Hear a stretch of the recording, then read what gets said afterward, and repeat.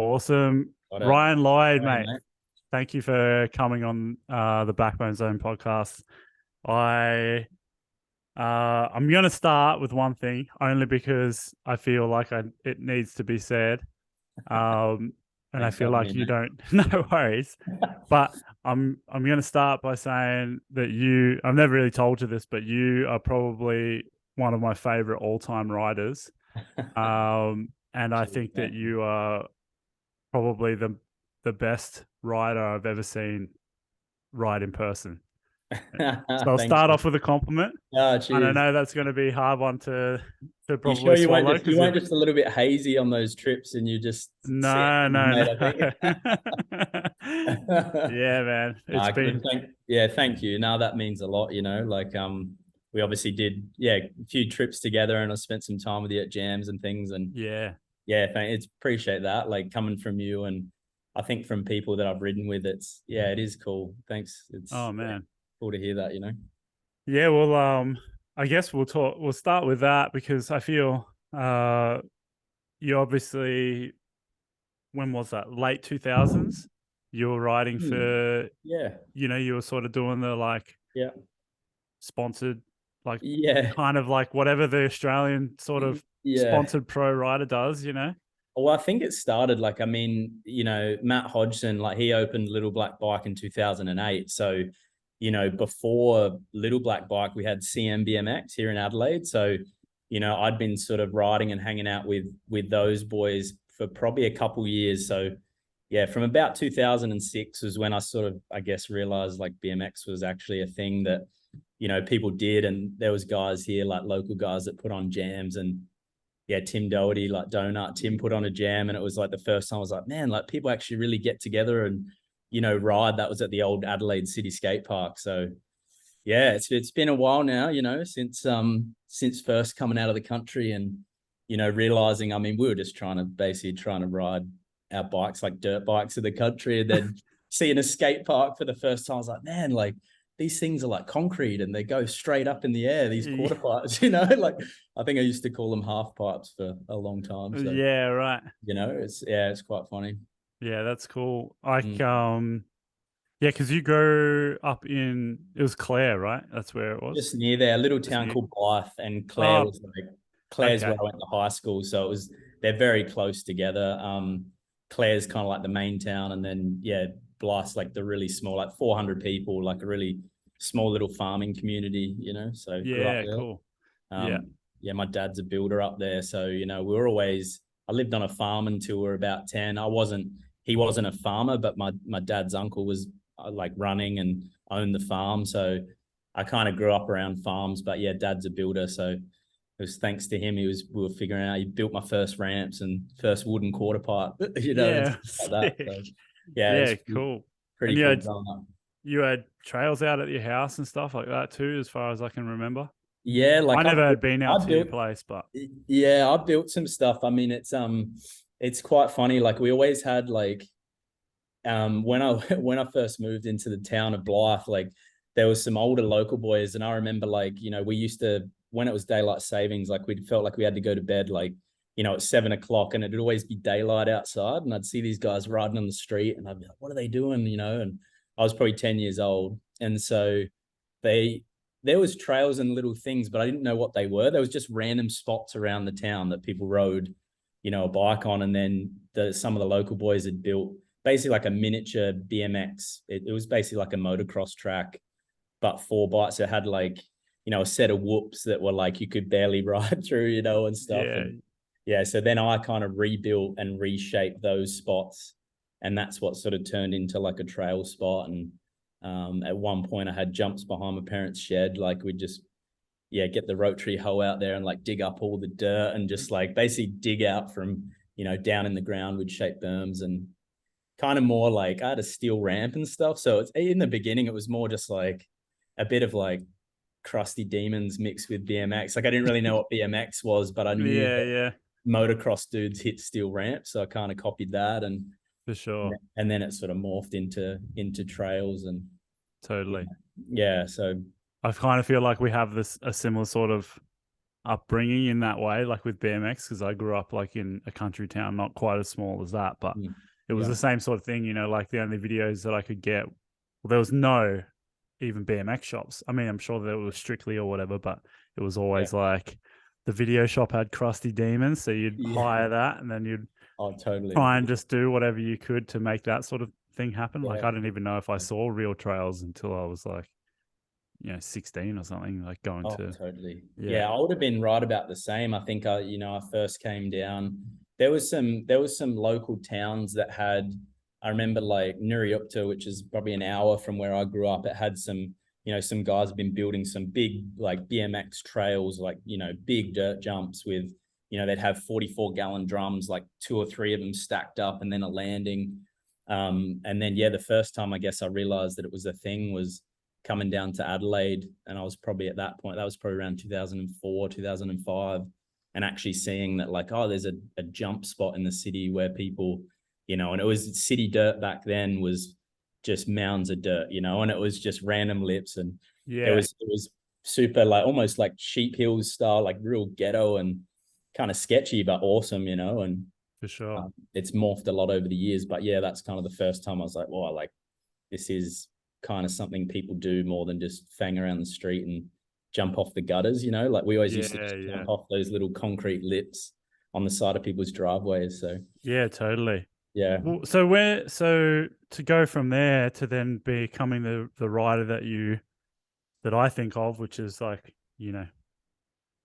ridiculously stylish, but then also sort of seeming like you've got no fear, but I don't know if it's just it just seemed like you rode with supreme confidence back in the day. There was things like the one story that sticks in my mind is that we rode Cam White's jam together when the jumps were at their prime.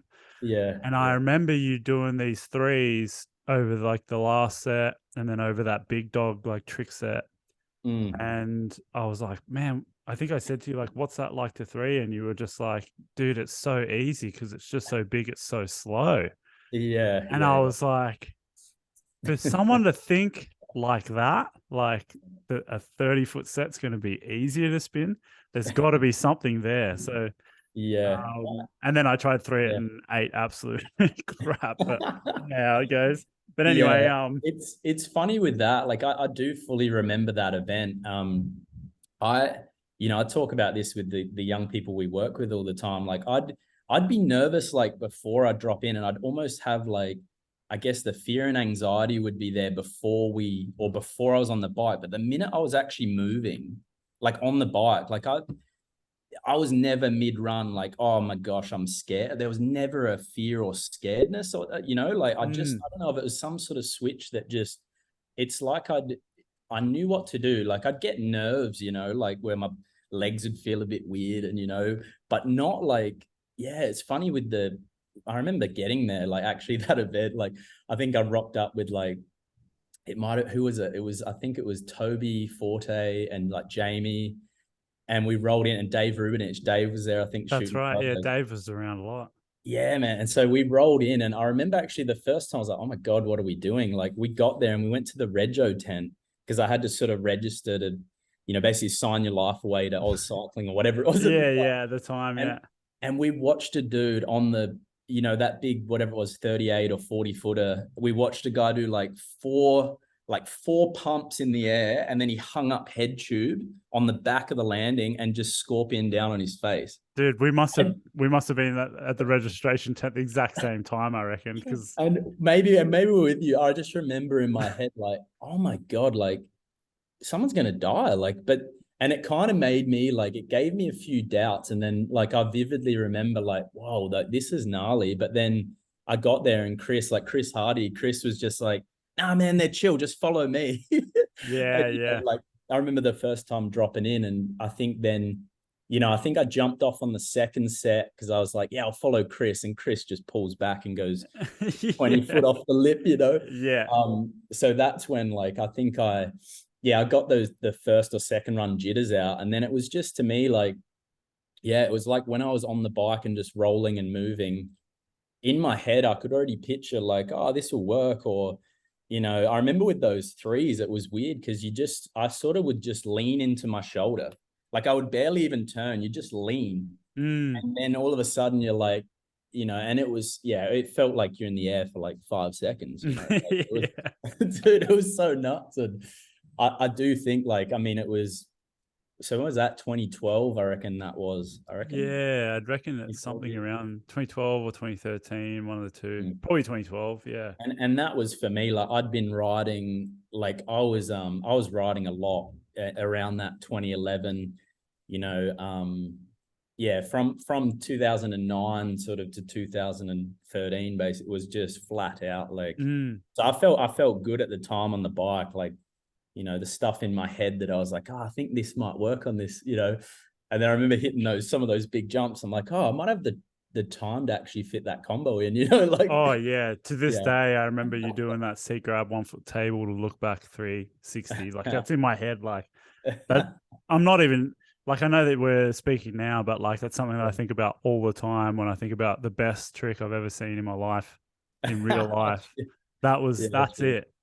But Mate. Yeah, you that know, was cool. And it was cool because it was a spot where I think what was cool too, like I was comfortable with like I knew you and I knew there was a lot of people around. So I think it did help to just it made me relax. And you know, Riss was there and we're joking about, you know, like just stuff as we're coming down the hill and like, you know, watching dudes just send like half backies and land on their back and just yeah, and then you know like and Riss would yeah he said a few things that just would make me like just laugh and shake my head and it just you know all you boys and I think like having like obviously Jamie and you know Toby and Dave and like that support crew or that crew there just you know totally. it was super fun and you know Yeah. Yeah, dude it's a different Falcons doing vibe. donuts. That's right. Yeah. Oh, yeah, it was a good time. Yeah, it was Mm, good, man. But you know, that's something that definitely sticks with me with your writing just in general. Obviously that's one example, but mm. do you know where like that confidence comes from? Like Um, I don't know. I mean, I grew up playing like I played AFL football growing up. My dad was a football player and you know, there was something about like I was in a team of people and like we'd go out there and like we'd train together, we'd practice and you'd go out and I'd just be confident of like, yeah, like even if a team was supposedly better than us, like we're always confident, like, nah, we can take them, you know, like and so I think that confidence definitely came from those early years. I didn't do any form of BMX or like official coaching or BMX racing. So my confidence, I guess, came from that team environment. I think like growing up, you know, it was from those footy games where it was like, man, some of these boys, and this I'm talking junior colts, like under 10 football, where like yeah, yeah. some of the like 10-year-olds were like fully grown men, you know, like big adult, like big dudes, and you'd run out on the field like, oh, I'm gonna tackle him, you know. So I think that confidence came from that, which, you know, probably only recently looking back, like it started to make a bit of sense. But it was confidence within, I guess, in myself because I'd practiced, but with a team of guys. And I think like you know, definitely the confidence on my BMX bike like was, you know, massively with just who was around. You know, I Okay. think back to nearly all the crazy stuff I ever did. Like maybe I filmed a few things with Jamie that were like just me and him, Yeah. but nearly every single thing was like our crew was there and everyone's like, oh, you got it, you know, like so I think that confidence, like, yeah, it's some of it come from me, but I think more, yeah, looking back now, I can sort of see it was definitely from who was around because that was a huge part, I think, for me of just Yeah, having, sure. you know, Like you that, draw the energy from having oh, good crew dude, around you. totally. And there's some stuff that I did, like the old city park, there was a gap there. And like I'd had it in my head for like probably 2 years of like, man, I think you could go from one quarter to the other. And like, but I was never like gonna really pull the trigger on it myself. I was kind of like, man, I think you could do it. But then I remember one of the days, I don't know if it was Josh or Beachy that said it first, or maybe Mikey Moore, and they were like, dude, you could do that quarter to quarter.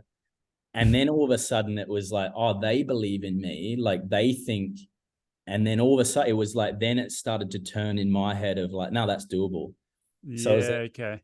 if that makes sense, I don't know if I Yeah, explained that yeah, for well, but sure. so that confidence, like, yeah, some of it was obviously because I knew I was riding a lot, and the rest of it was like just friends and the crew being there, like, yeah, like you got it, like, and maybe they just wanted to see me crash too, you know, like I know for Josh and Beachy, those boys, like they were a bit older, so they'd just be like, yeah, Lloydie, you got it, like give it a send, you Yeah, know, like, sure. that was kind of cool as well, you know, so yeah. Man, I know this might sound a little bit weird, but I actually thought, because I know that obviously you're religious, or maybe people don't know that, but I always felt like maybe you had this feeling because you have this belief that God's on your side when you're Yeah. riding, man. Because it's impressive to, like, I've never seen anyone literally ride the way that you ride, and it always stuck with me. That's, you just had supreme confidence. We go on a trip to ride somewhere, and you would be like, "Oh yeah, I could do that," and it was never a doubt.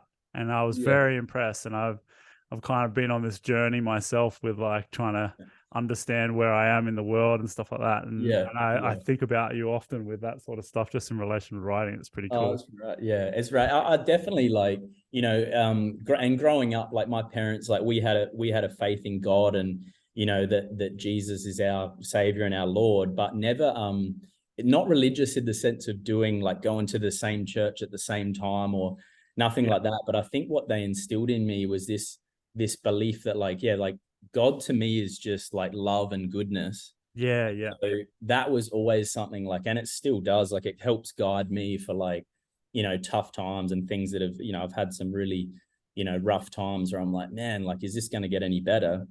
And that goodness and that faith in that, you know, what God wants for us, I believe is good things to happen. It's not that everything's going to be cruisy, but I've always had that like sense of like, nah, he's got me, you know, he's kind of got my back, you know, and that's, Yeah. Yeah. yeah, it really is like, it is, because there's times like if I get in my head too much, sometimes I think about like, you know, things that could have gone wrong, like really pear-shaped, you know, Yeah. like Yeah. some of the stuff. And so that's where like, and you know, my mom, like, man, I don't think still to this day, my mom's never watched me in person on the bike. I think it's just so scary Oh and wow. so crazy for her. Like, you know, she'd watched me play, you know, football, but on the bike, like, I think it's just so full on of like, man, like what he's doing, like he could die, you know, a little bit. Mm.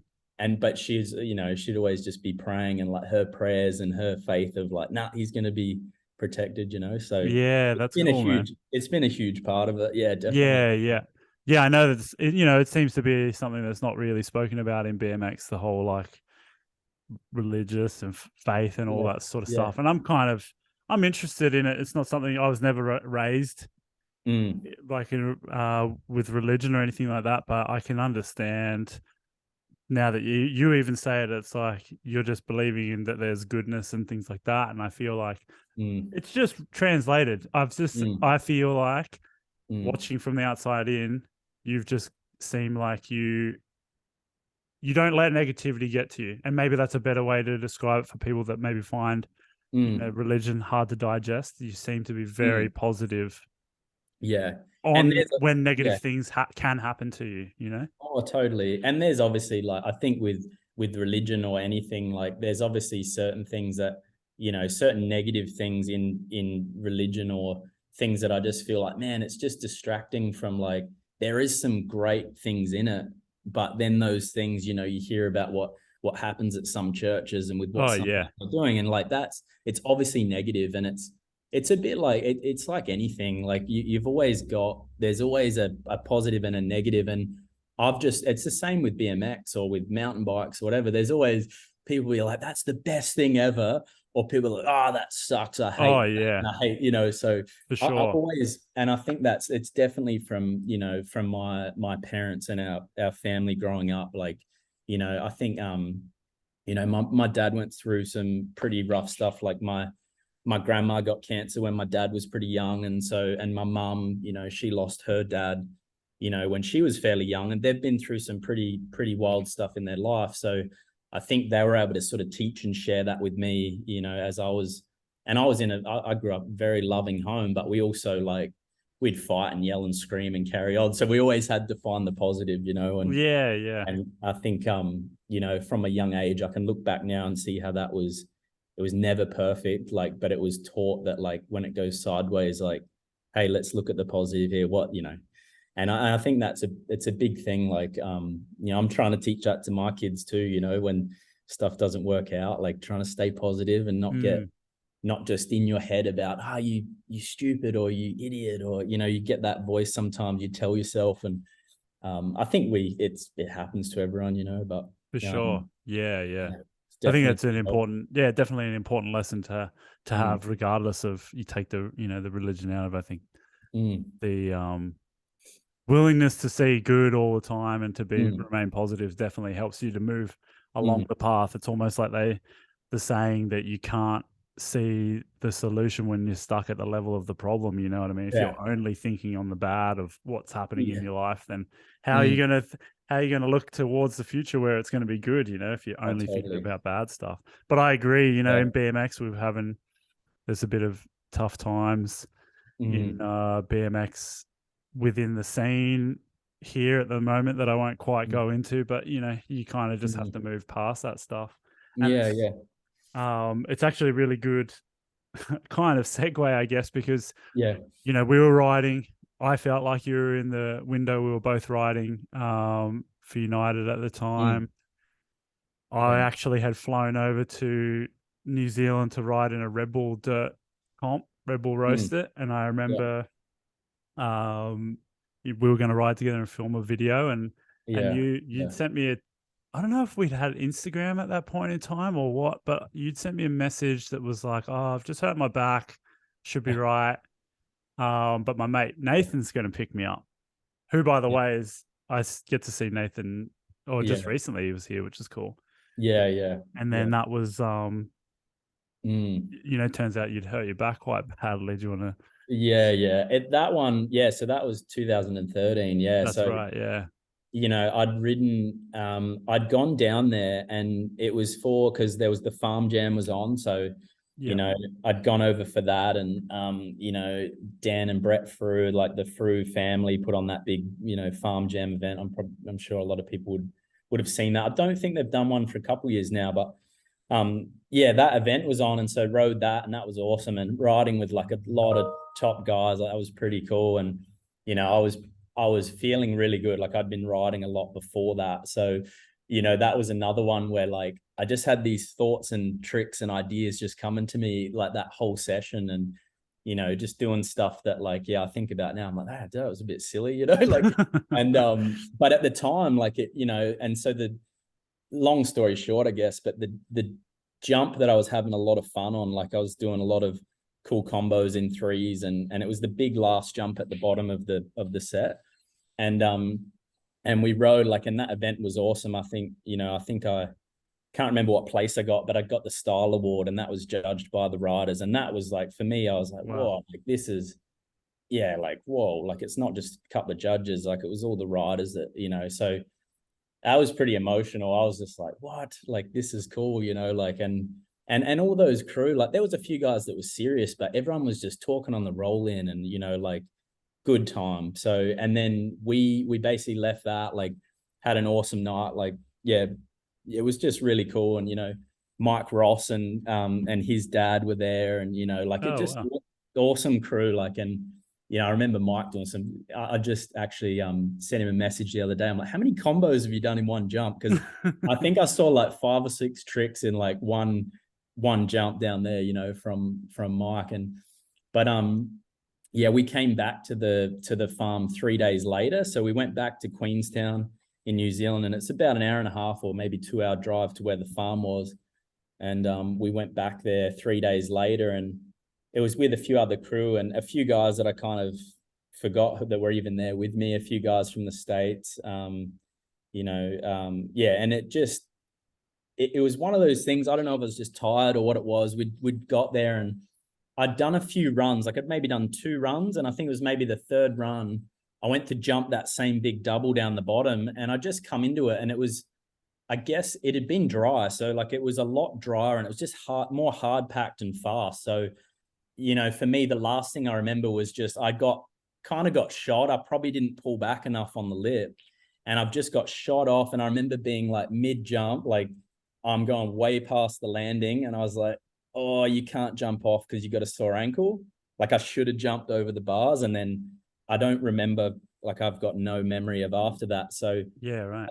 I think I just landed like front wheel first, probably from the takeoff. I mean, I probably went maybe 10, 12 meters. You know, basically, I think I blew a hand and went straight to my face. So, Oh, yeah, like my right cheekbone, nothing broke, but like pretty much ripped off this side of my face. Like, like really yeah, yeah. smashed my face up. And in the process of, getting knocked out, I fractured 3 vertebrae in my back. So, I'm just so thankful. For me, it's just I'm thankful that I can still walk, and that, I remember seeing the specialist. I was in and out of it for a while, and he's like, yeah, if it had gone, like if your compression, if they'd actually cracked and gone the other way, like it could have been your spinal cord, and I was just another one of those moments where, as bad as it was, I was just like, man, I'm so thankful, like that wasn't spinal cord. Like it really, Mm, so to me, it was just like, yeah. And to make the story, like it was a bit crazy, but then my wife Liz, she got hit by a car in Adelaide. holy So shit, did yeah, she? like, and we worked out it was 15 minutes apart. So it was crazy, dude. Like, so Nathan Oh Parker, my like god. Nathan, I think from memory, I think she called and basically to tell us that she'd been hit by a car and was getting taken to hospital, and she didn't have any major injuries, but she'd had pretty like a big strain on her neck, and they were sussing her out, and she called up, and then poor old Nathan and Nicole Parker, like Nathan had to explain, well, I think like, yeah, well, actually Ryan's like he's broken his back, like like, so we're in the hospital. It was super gnarly. Far out. Yeah, it was look, it's crazy timing. And I mean, yeah, it was one of those things that looking back on it now, it was something that we went through together that was like pretty amazing. But I never would have, you don't wish that on anyone, for you to Mm, have that. But it was really pretty special to go through that. And I mean, I'm so thankful. Like Nathan and Nicole were a huge help of getting me, back to Queenstown. And I was able to stay and watch Roaster. Like, remember watching all you yeah. guys ride, and I was with it enough. And I'm thankful that I still got that. It wasn't that I just got ripped. Like, I didn't have to get straight on a plane home and, fully out of it. Like I was still able to, I was in pain, but it was like I was able to just at least be there for that last bit of that roaster, and then I flew back. So, um, yeah, it was, yeah, pretty wild time. It Man, went yeah. from like literally went from like, yeah, this is the sickest jam event, like, to just like, yeah, like it nearly killed me, and I think like that's the awesome side to riding. I know you've had some bad head knocks and things, that some stuff happens. I wasn't trying a 360 1 foot seat grab to double look back, or I wasn't trying some extra combo and crashed. I just crashed jumping the jump. Mm, And that to me is like, it's the hard thing, because we can never fully predict. And I think that's why I love it so much. Like, it's why, like, any form of riding, I think we're drawn to that. Like, as dialed as you think you are, like, you got to still respect what it is that we're doing. And it is, as calm as I try and be, when you're jumping something like, that big, like those big doubles and those big jumps, like you want to switch it off, that it's dangerous, but it yeah, is at the same like, time you gotta respect everything. yeah, Man.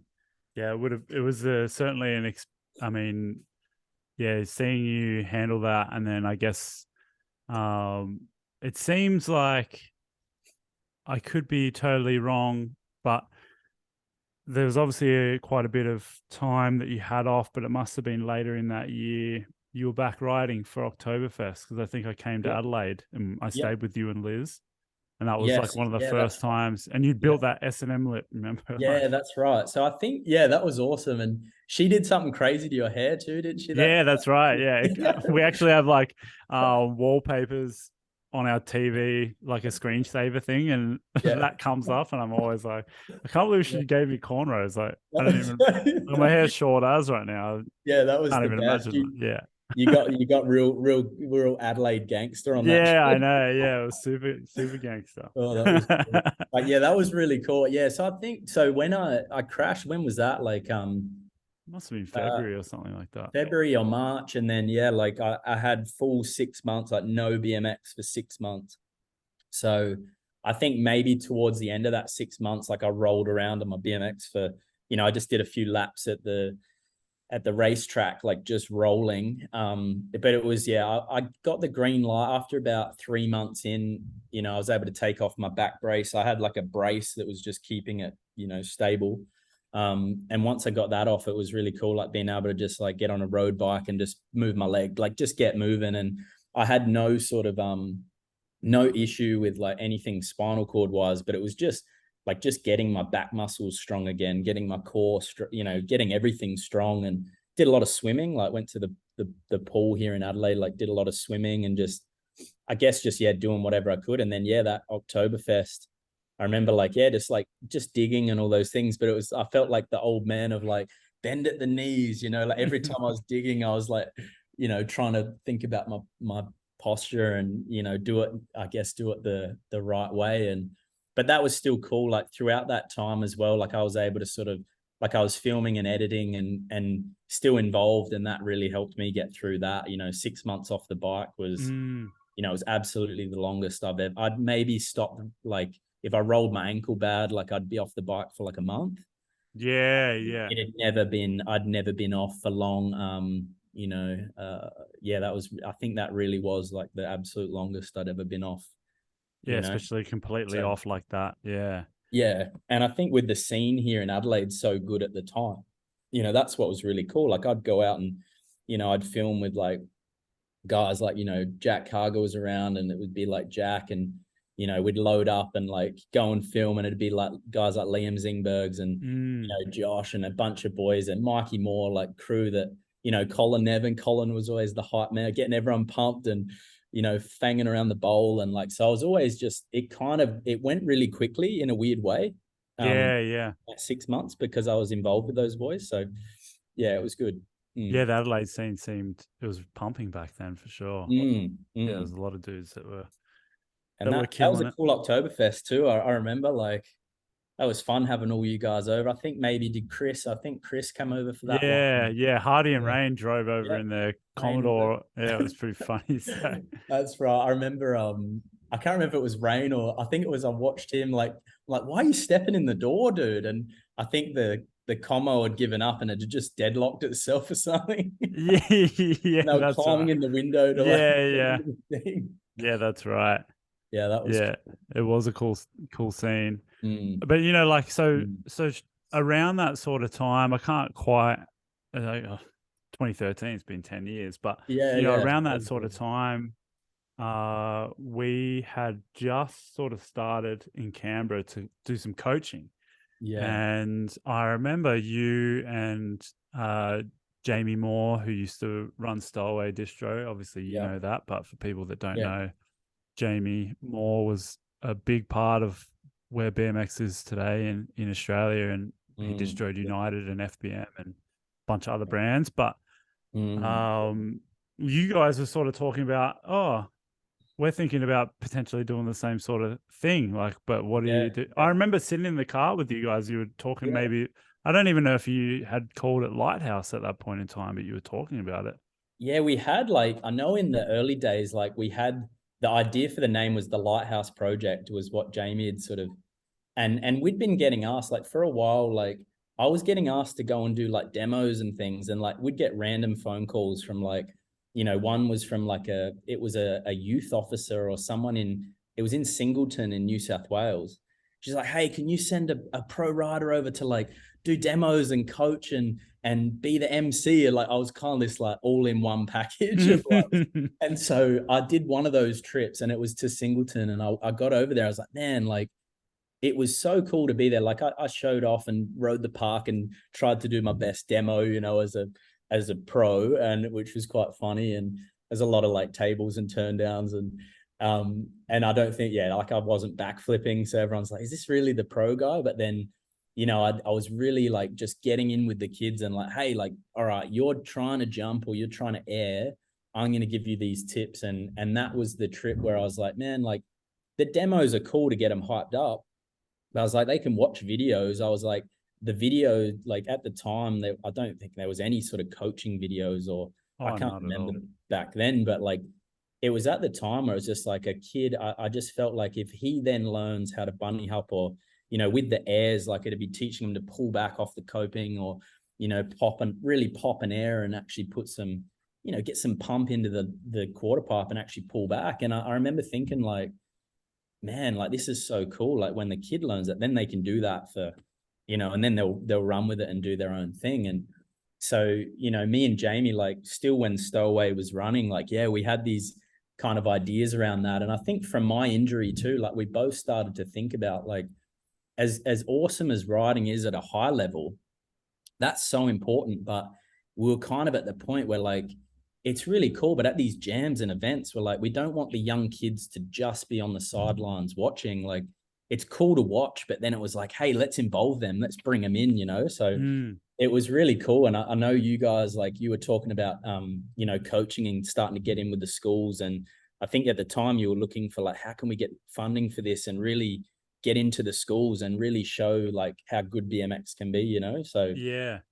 it was an awesome time. And you know, we kind of in the beginning were like, how are we going to do this? Like, are we kind of just, and classic, like a bit the same as how Jamie started Stowaway, you know, from his, pretty much from his bedroom or from his shed. Like we just started like meeting up and we'd just talk about like, oh, here's some ideas. Like, you know, maybe we could do it through councils, or maybe we could do it through some of the other bigger bike foundations and things. And then we sort of realized like, nah, like we really want to have control over it and do it our way, you know, like do it so that you don't get too big that you miss the real important little stuff, you know. And like around the same time, like we got asked to go and, you know, do some work in the youth prison here, or the youth correctional center, which, you know, works with disadvantaged kids that have come through the youth justice system. And yeah, they're basically in a prison, but it's trained, like they're trying to obviously help them get better. And you know, we took some bikes in there, and the young, like the lads in there were just frothing on it, like some amazing riders, like kids that a lot of the kids, you know, had just grown up at the skate parks and things. And, you know, some of them had got into stealing cars and, you know, doing stuff that just ended up getting them locked up. But we sort of realized like, man, like if we can just teach them how to like redirect that, you know, they've got that excitement and that thrill seeking. And if you can just redirect it in the form of like BMX or riding as an outlet, like, yeah. So we really then just got the wheels turning, and we officially, you know, registered Lighthouse. At the time it was registered as a not-for-profit.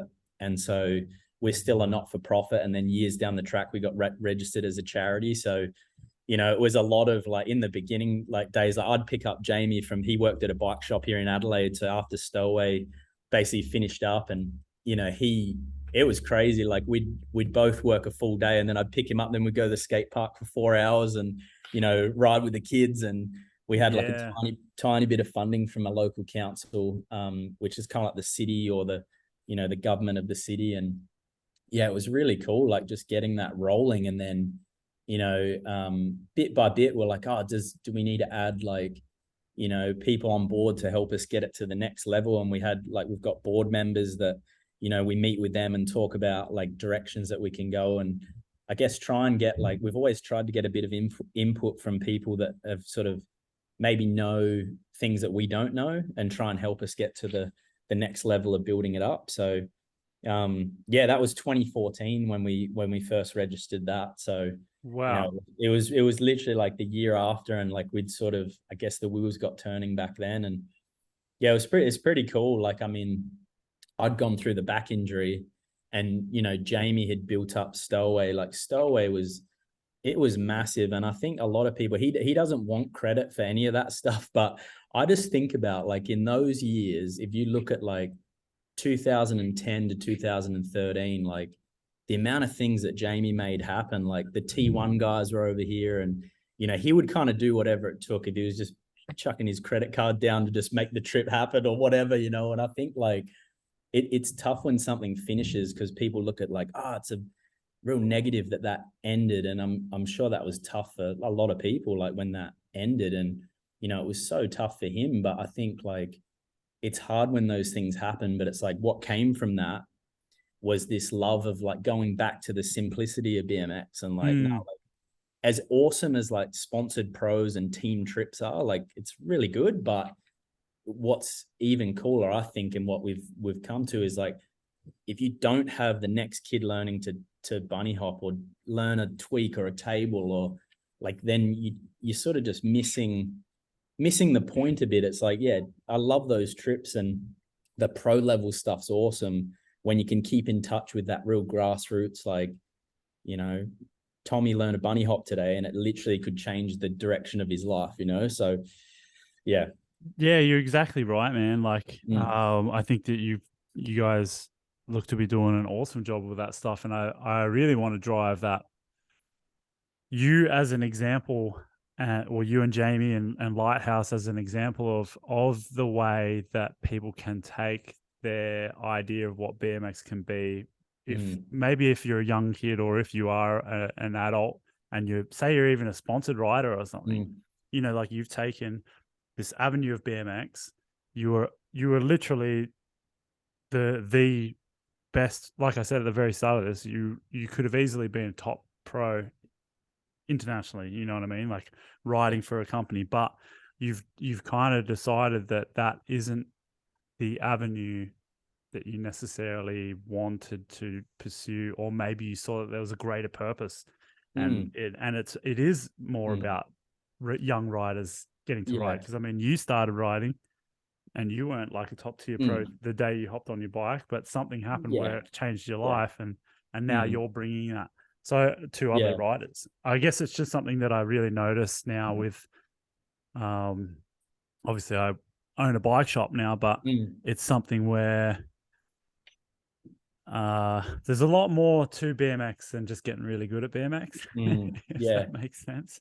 Yeah. And I think what was interesting to me, like, I think there's something where, you know, it just happens, like, where at the time you can't focus on all aspects of BMX. Like at the time, to get really good at riding quarter pipes and hitting dirt jumps, like you have to be super focused on that. And I had to be, like, you know, I was just, that's all that was on my mind. Like I was, you know, and then, but I guess as I got to, like, you know, so at that point, like 2013, like I was 23, you know, 2014, I'm 24. And like, I think I got to the age where I started to be able to see. And I think too, like I did a few trips and, you know, riding trips where I was with full-time pros, some of the best in the sport at the time, you know, and like, and I stayed with, and this is, and it's not a dig on any of these guys, like it was just what I saw. And, you know, I stayed with Nathan Williams and rode with him. And he was like, man, like it was incredible the stuff he was doing. But I watched the pressure that dude was under, of just like keeping that level. And I think part of me, I was just like, you know, there was some times I'm like, flipping heck, I watched Nathan do some things. I'm like, this is nuts. But it had just become like, that was the new normal. You just filmed that clip. And like, I just want, you know, you wanted to jump around and like hug him for like 10 minutes of like, oh my God, you just did that. But to him, it was such a like, and I think obviously there's pressure. It comes at different levels. Like he was coming up at the time, like 2011, I was on that trip. Like Nathan he was obviously one of the top up and coming street riders at the time. And like, he was definitely pushing some stuff that I was like, whoa, I don't think anyone's ever seen him do that, or seen anyone do that. And I think that it wasn't that it fully put me off BMX, not at all, but it was just like, there's a level of, like, for what he's doing, people don't see the price that he kind of had to pay. Like that pressure from sponsors, like people just think, oh, it's easy to be on crazy figures of sponsorship and whatever. It's like, it's definitely not easy. And Nathan would put effort in, like what he would do. I was just like, holy moly, and obviously putting his body on the line too. So I think what I saw from that was like, do I really want to go that way? And part of me was like, I enjoy the pressure, but I always want it to be fun. Like, and there's two sides to the fun, you know, like the best stuff isn't always fun. Like I know that now, but I think for me, it was just like, I love where I grew up, and I didn't really want to, it was cool to do a trip to California, but I didn't want to live in California. And I kind of just was like, man, like I love Adelaide, and, you know, I love the crew here. So I think for me, it was just like, I think it was a lot of things lined up at the same time. It was like at a very high level, and then I had an injury, and it made me think like, well, through the injury, like, of course I want to try and ride at that level again, but like, man, coming back off my broken back, like just to do an air again, I was like, oh, like, you know, it was that feeling of just being weightless. And I think it really just, it sparked up all the basic, I don't know how to say it best, but like all the real simple sides of riding. I think as we all are in it like 20 years, or you're probably 25, 30 years into BMX, like it's not that we want to take it for granted. It's just, we just do, like, you know. And so when I got stripped back of like no riding for 6 months, like just to be able to bunny hop again was like, ah, oh, like this is sick, you know. And I think with the programs we do now and like teaching young people, like we're constantly seeing that, like, you know, we've seen a 17-year-old lad that like had never ridden a bike before, like just pushing himself along, like a kid does on a balance bike, like a 2-year-old kid on a balance bike, and seeing this guy's smile, like he's a big boy at 17, he's overweight, and his face just been like, wow, like, you know, like just that buzz getting of just, that buzz. yeah. And so I think I've seen like, and I'm not so like nowhere, like it's not like I was hanging with the craziest pros, but it was more just that I saw that there's levels, and it was just like, I think at the time it was just like, pressure's great, but it was more just like, I want to focus more on just trying to keep those, you know, keep the simple stuff really at the focus, and you know, really you know, really push that side. And I think obviously with Jamie too, you know, like he, you know, has seen firsthand the pressures of trying to distribute and run a company with, you know, so many different things that can go pear-shaped and go well, because he, you know, he's got to ride with some of the top guys in the world, and some of them are his friends that he can, you know, lifelong friends that you ride with. So there's always two sides to it. But I think just, yeah, with the Lighthouse, you know, side of things, we really want to focus on those core, you know, the stoke that got you going in the first place. And you know, literally at some of these events, it's like there might be a kid that can do a backflip tail whip and what, like, that's awesome. But if one kid just went like, oh, I'm just going to try and ride today, like that's just as important to me, because it's like a kid that instead of just being at home watching it on YouTube and kind of living through YouTube, it's like that kid, like he had butterflies in his stomach, but he got out and he pedaled in front of like 20 or 30 people. And that was a huge thing for him. So I think it's just, yeah, like trying to go back to the most simple, I guess, in a way, form of what BMX is. And yeah, it's crazy to think like that, you know. And at one point, like it was BMX on my mind. I didn't know about mountain biking, I didn't know about roads, I didn't know about any of that stuff, you know. And I think like, you know, dirt bikes have always been there, but I just could never afford a dirt bike, you know. So Yeah, I never got into that. But yeah, for sure. yeah, that'll be once I get even old that I can't pedal a mountain bike, then it'll probably be to a dirt bike. Yeah, right. So, you know, Yeah, it's a bit that's of a cool, man. progression. Yeah, so it sounds like Lighthouse is going well then. Like you've obviously taken it from Yep. 2014, and just before we, you know, Yeah. got onto the recording of this, you said that this was your new spot, that your new home Yeah. base. Yeah, we've got a new home base, and it's out on basically on the west side of Adelaide, so Port Adelaide. And yeah, it's a warehouse out here. So we've got like we've got a few staff on now that work with, so they're running programs, working with young people that might be in and out of school, or they might have just not be finding it easy to go through the normal forms of education. And so yeah, they'll come in and ride with these guys. And a few of the crew at the moment, I'm watching out, they're doing some ramp testing, so I might give you a little tour. Yeah, That's cool. show us. That'd be sick. Come down. And Yeah. so this place we've been in since the end of January, basically. So it's like a warehouse sort of office space, but I'll give you a quick tour through. We've got the lads here at the moment. That's awesome. What's up? Yo. No, that's sick. Guys, this is Tyson. Tyson runs a bike shop in Canberra. What's up? Yo. Sean is here. So Sean's he was actually one of the first students that came through one of our Lighthouse like official programs. Oh, for real? And then Sean went off and he's a carpenter as well now. And now he rides and teaches the kids how to build ramps. So Dude, that's awesome. yeah, it's pretty cool. And we've got like just plenty of space here. So the guys are obviously testing the ramp at the moment. Yeah. But Wow, we'll man. basically like get bikes donated. So we're fixing and repairing pretty much everything from like a beach cruiser through to BMX bikes, mountain bikes. So your aim is just to fix bikes up and then get crew riding. That's pretty much what it seems. Show us still, get it. Yeah, yeah. Go, That's Jacob, get it, sick. man. You. Yeah. That's awesome, man. Yeah. So basically, So this cool.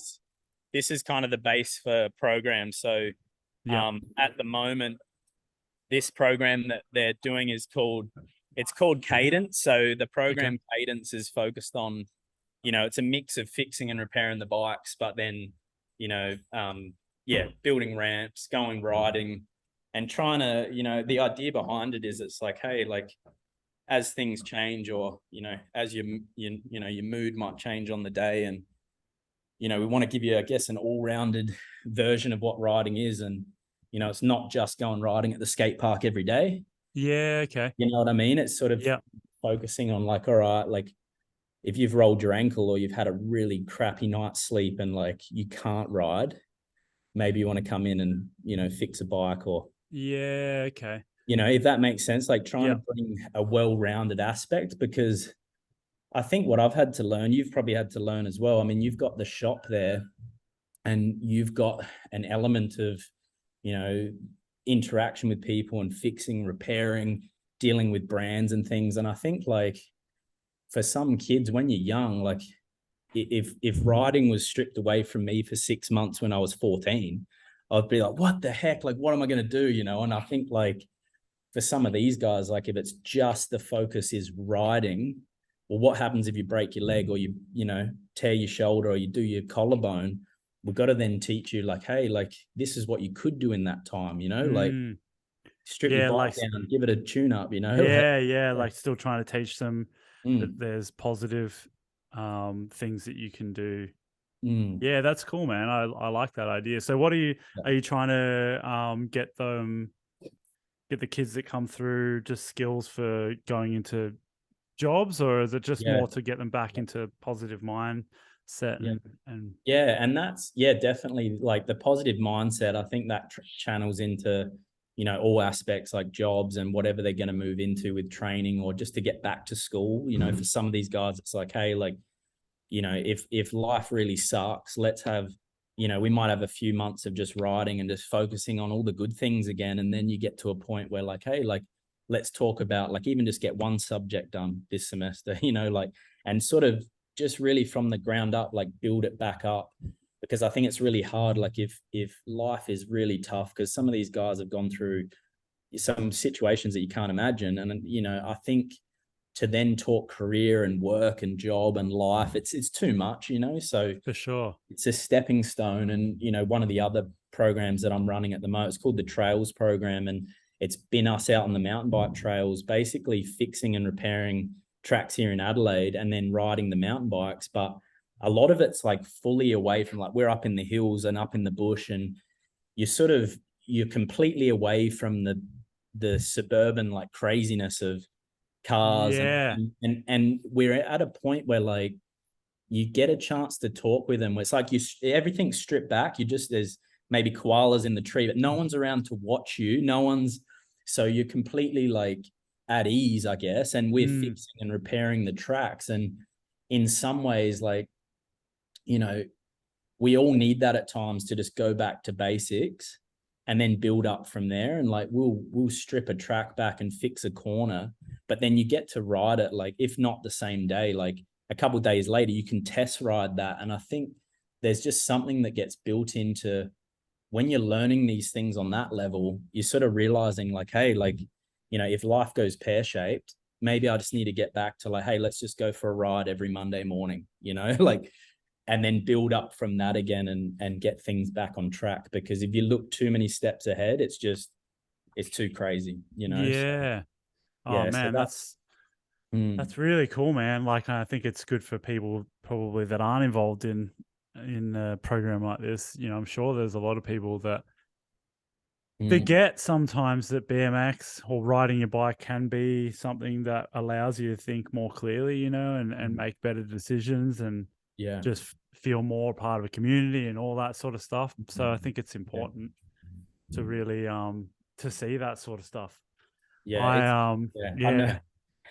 We've probably been chatting for a while. Another one. I've actually got a delivery here, so sweet. I'm gonna actually pause it for a second. Just give me 1 second. Sure. I'm gonna let him in. Done.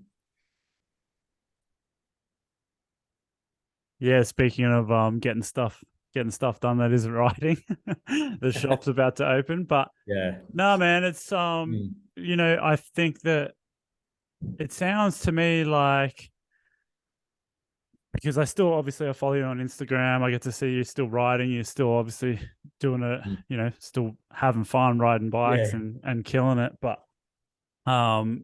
it's been a real reminder to me that, you know, riding does change as you, not even as you get older. You know, you don't have to get to an old age for you to realize that you can make a difference in BMX without necessarily being really, really good at BMX, you know? Yeah. So I think it's a juggle for kids nowadays. Like, I think about that. So where I grew up, I had no option to go mountain biking. Well, we didn't really have the money to afford it. And we didn't have, like, I couldn't go motocross ride. I could do it with friends, but it forced me to just focus on one skill. And that was like, when we built a wooden quarter pipe, I would ride that from like when I got home from school until dark. And like the day that I learned to air left, I learned to air right. I just got bored, you know, so I just focused on that skill. And I think that's going to be the challenge for kids now, is like, you can ride all forms of bikes. And for some kids, they do have the means to buy everything under the sun. And I just think no matter what you're on, like, you know, you've got to spend a bit of time to get used to it and get set up. And I think, like, probably a conversation for another day, but like riding the mountain bike has taught me so much. And now I get back on the BMX bike and I'm like, it's the right tool for the right job. But when you do like bring both together, you really get some skills from like even just things like just traction and control and where you look to in corners. The mountain bike sides taught me a lot. And then I'll get back on my BMX. I'm like, oh, wow, this really, I can see those little improvements. And then it goes back and forth. And I think that's what's really cool now. Like, obviously with injuries too, like I balance, like I'll get on my BMX bike, but I'm sore for like a couple of days, you know, like I've done a bunch of different wrist injuries, ankle injuries. So I think it's me juggling now. Like, I've still got ideas in my head of tricks and combos I could do, but it's that balance between like, do I want to be off the bike for 3 months if that goes wrong, you know? And and that's, I'm sure you're juggling with that. And with the kids in my family, like, you know, it's balancing when to push like the send it button and when to just be like, I need to chill out a bit here, you know? And my poor wife, Liz has been through so much with me. And like, I've been injured at times when, you know, we've had kids on the way and like newborn babies that I can barely hold because I got my wrist in a cast, you know? So it's just this juggle, but it's super fun. And I think like, yeah, especially on the riding front, I think don't be afraid to try new bikes and other things, but also like, you got to put the time in to really know that. It's like any tool that you use. Like a carpenter has lots of tools, but like, you know, when you see a guy that can hammer in a nail properly with a hammer, you know, like, and there's something to that. Like, I think it's just, it's not that one's better than the other. It's just, they do different jobs. And I think like the mountain bike's been cool. It's allowed me to actually keep my knees and ankles and just keep everything moving, you know, like keep everything together. So it's super fun. And I think like on the BMX front, it's cool to see, like, it's changed a lot in the last, you know, 10 years, but I still see like seeing the base level stoke of what we see here, like kids building a ramp, they're test riding it today and like learning airs, you know. It's like, I'm sure some guys could probably do a double tail whip flare on that quarter, and that's sick as well. But it's like, just the kid that's learning to air or do a fakie, it's like still just as cool now as what it was, you know. Yeah, like, exactly. Yeah. so Yeah, I there can't love be that side. there can't be any cooler of a feeling for that kid to learn what he's learning right now, you know. So Yeah, that's yeah. an important lesson for everyone to remember.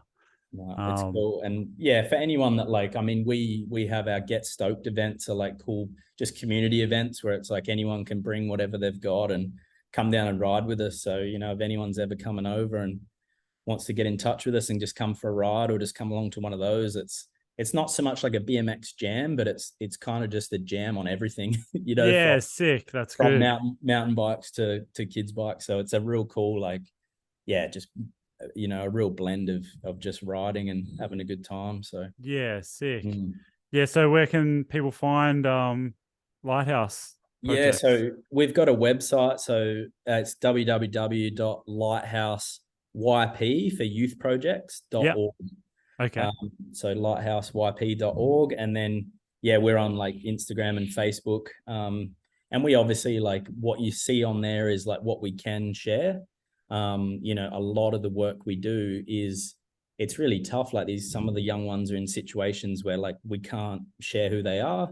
We can't really share what we're doing. And that's, you know, it's just as important. It's just not on social media, you know. Oh, So totally. I mean, yeah, far out. Not everything has to be on social media. nah. And that's the cool thing. I sometimes get, it's funny because I'll get messages like, oh, it's crazy you still ride your BMX. And I'm like, well, I actually ride it all the time. I just don't put it up, you know. And I think that's the juggle. Like I'm definitely not riding at the same level, but it is funny sometimes because I'm almost like, in my head, I'm like, so cool to just do it for yourself and go and just rip that bike off. And you could film it, or you could just enjoy like being in the air and just feeling your tires hit the ground. And I think, like, for all of us, I think it's a good reset just to go back to like, just go out and have fun on the street and focus on like what you're doing and just enjoy that, you know, instead of it always being about the extra or the clip or the comment. It's like, it's important, don't get me wrong, but it's like, I love it sometimes when you just see people in their own little world riding and they're just really loving riding. And I think, like,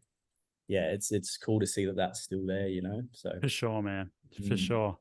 Good way to finish the podcast, Ryan. I think we need to do another one of these because I feel like we only skim the surface. So, but I'm really glad to speak to you, man. I'm glad that you're doing what you love, and can't wait to get to Adelaide, hopefully, and hang out one time. Yeah, likewise. I'd love to get over and bring the kids over and come and ride some of the stuff over there. And man, in Canberra, you know, and it'd be good to see all you guys. I know it's cool seeing like some of the crew now. I've got kids, and yeah, dude, really cool to see that. So we can talk bikes and what size and yeah, for sure. Yeah, that's right. Good Hell fun. yeah. Thanks again. I appreciate you, you know, having me on, and no worries. You know, yeah, really stoked on seeing what you guys are doing, and yeah, all the best to you and all the guys over there. Thanks, man. Likewise. Right. Cheers, Tyson. Awesome, brother. Thank you.